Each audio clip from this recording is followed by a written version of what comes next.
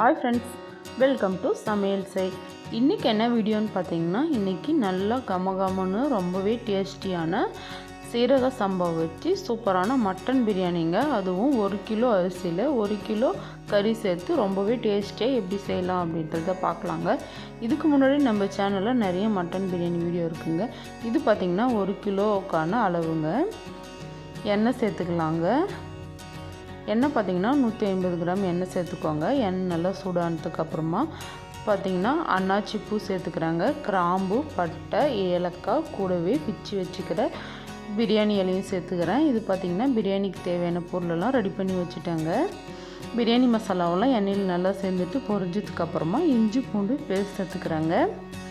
எவ்வளோன்னு பார்த்தீங்கன்னா 3 table spoon சேர்த்துக்கோங்க. இந்த அளவு பார்த்திங்கன்னா கரெக்டாக இருக்கும். எப்பயுமே எண்ணெய் சூடானதுக்கப்புறமா வெங்காயம் போட்டு தான் நம்ம வதக்குவோம். இது கொஞ்சம் டிஃப்ரெண்ட்டாக இஞ்சி பூண்டு போட்டு நல்லா வதக்கிட்டு அதுக்கப்புறமா நம்ம வெங்காயம் சேர்த்து செய்ய போகிறோம். கூடவே பார்த்திங்கன்னா உடச்சி வச்சுக்கிற 3 பச்சை மிளகாய் சேர்த்துக்கோங்க. இதெல்லாம் எண்ணெயில் நல்லா வதங்கினதுக்கப்புறமா நம்ம கட் பண்ணி வச்சுக்கிற வெங்காயம் சேர்த்துக்கலாங்க.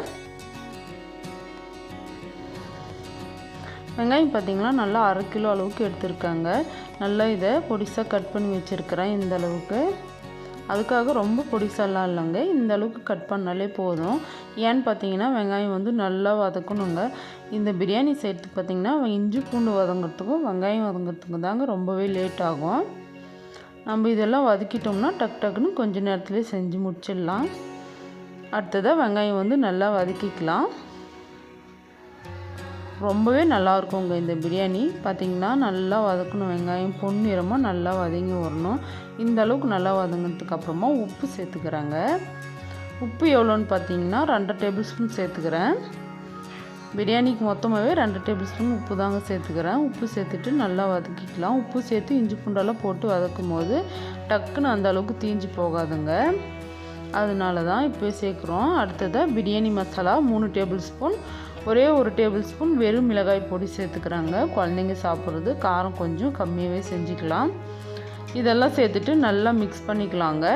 மிளகாய் தூளோட பச்சை வாசனைலாம் போய் நல்லா வதங்கி வரணும். இந்த பிரியாணி பார்த்திங்கன்னா சாப்பிட்றதுக்கு உண்மையிலேயே ரொம்பவே நல்லாயிருக்குங்க. கண்டிப்பாக நீங்கள் இது போல் பிரியாணி செஞ்சது இல்லைன்னா இது போல் செய்யுங்க. அரிசி பார்த்திங்கன்னா ஊற வச்சுட்டாங்க. இன்றைக்கி பார்த்திங்கன்னா 1 கிலோ அரிசி எடுத்துருக்கிறேன். 2 கப் அளவு அளந்து வச்சுருக்கேன். இன்றைக்கி டம் போட்டெல்லாம் நம்ம செய்ய போகிறதில்ல, 1 பாட் ரெசிபியை தான் செய்ய போகிறோம். ரொம்பவே டேஸ்ட்டாக இருக்கும். மிளகாய் தூள் போட்டுட்டு ரொம்ப நேரம் வதக்கணுங்க. ஒரு 6லேருந்து 7 நிமிஷம் வதக்கணும். அதுக்கப்புறமா தயிர் சேர்த்துக்கலாம். தயிர் பார்த்திங்கன்னா ஒரு சின்ன கப்பால் 1 கப் சேர்த்துருக்கேன். சேர்த்துட்டு நல்லா மிக்ஸ் பண்ணிக்கலாம். மசாலா பாருங்கள் சூப்பராக வதங்கி வந்திருக்குது. இந்த மட்டன் பிரியாணிக்கெல்லாம் அதிகமாக மசாலா போட வேண்டாங்க. இந்த அளவுக்கு மசாலா இருந்தாலே போதும். இதுக்கப்புறமா 1/2 கிலோ அளவுக்கு தக்காளி எடுத்துக்கிறேன். தக்காளியும் வெங்காயமும் ஒரே அளவு இருக்கணுங்க.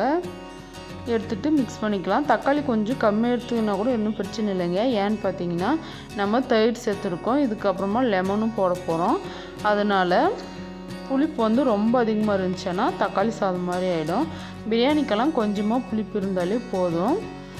இதுக்கப்புறம் பார்த்திங்கன்னா க்ளீன் பண்ணி வச்சுக்கிற கொத்தமல்லி, கருவேப்பிலை, புதினாங்க இதெல்லாம் ஒரு கைப்பிடி அளவுக்கு க்ளீன் பண்ணி வச்சுருக்கேன். அதெல்லாம் சேர்த்துக்கலாம். சேர்த்துட்டு நல்லா மிக்ஸ் பண்ணிக்கலாம். பிரியாணிக்கு பார்த்திங்கன்னா ஹைலைட்டே இந்த புதினா தாங்க. புதினா கொஞ்சம் அதிகமாக சேர்த்துக்கினா ரொம்பவே வாசனையாக டேஸ்டியாக இருக்கும். இதெல்லாம் பாருங்கள் வதங்கி எண்ணெயெல்லாம் நல்லா பிரிஞ்சு வந்திருக்குது. இதுக்கப்புறமா ஒரு லெமனை புளிஞ்சு சேர்த்துக்கலாம். புளியத்துக்கு பார்த்திங்கன்னா கொட்டைலாம் இல்லாமல் இது போல் புளிஞ்சு எடுத்துக்கோங்க. ஏன்னு பார்த்தீங்கன்னா கொட்டையோடு புளிஞ்சிங்கன்னா சாப்பிடும்போது கொட்டை 1 2 குழந்தைங்க வாயில் பட்டுச்சுன்னா அவ்வளோதாங்க. இதுதான் சாக்கம் அவங்களுக்கு. சுத்தமாக சாப்பிடவே மாட்டாங்க. ஏன்னா கொட்டை பார்த்திங்கன்னா கசப்பாக இருக்கும். அதுக்காக ஒரு லெமன் போட்டுக்கிறாங்க. ஒரு மீடியம் சைஸ் லெமன் தான் போட்டுட்டு நல்லா மிக்ஸ் பண்ணிக்கலாம். பிரியாணி வாசனை பார்த்திங்கன்னா ரொம்பவே நல்லாயிருக்குங்க. கறி போடாமல் இந்த ஸ்டேஜில் செஞ்சு பார்த்திங்கன்னா ரொம்ப வாசனையாக இருக்கும். இதுக்கப்புறமா 2 டேபிள் ஸ்பூன் அளவுக்கு நெய் சேர்த்துக்கிறேன். நெய் பார்த்திங்கன்னா நான் மெல்ட் பண்ணி வச்சுருக்கேன். 2 டேபிள் ஸ்பூன் சேர்த்துக்கிறேன்.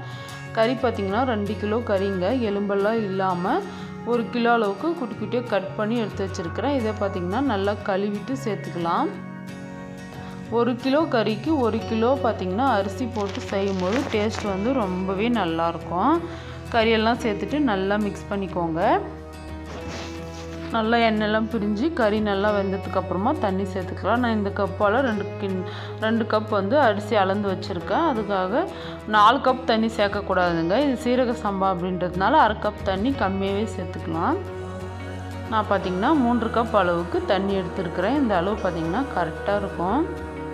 நீங்கள் பாஸ்மதி அரிசி சேர்க்குறதா இருந்தால் கரெக்டாக 4 கப்பு தண்ணி சேர்த்துக்கோங்க. 2 கப் அரிசிக்கு 3 கப் சேர்த்திங்கன்னா தண்ணி பார்த்திங்கன்னா சீக்கிரமாக வந்து அரிசி வந்து வேகாதுங்க. கொஞ்சம் குச்சாக வெறையாக இருக்கும்.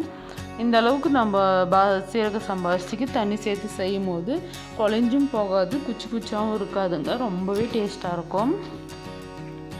இதுக்கப்புறம் பார்த்திங்கன்னா கொஞ்சமாக கலர் பொடி சேர்த்துக்கிறேன். கலர் பொடி பார்த்திங்கன்னா ஆப்ஷனல் தான். இதுவே கலராக தான் இருக்குது. இருந்தாலும் கொஞ்சமாக சேர்த்துக்கிறேன். உங்களுக்கு தேவைப்பட்டால் சேர்த்துக்கோங்க, வேணான்னா சேர்க்க தேவையில்லை.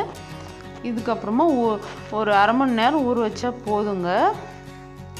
இப்போ அரிசியெல்லாம் சேர்த்துடலாம். சேர்த்துட்டு ஒரு வாட்டி நல்லா மிக்ஸ் பண்ணிக்கலாம்.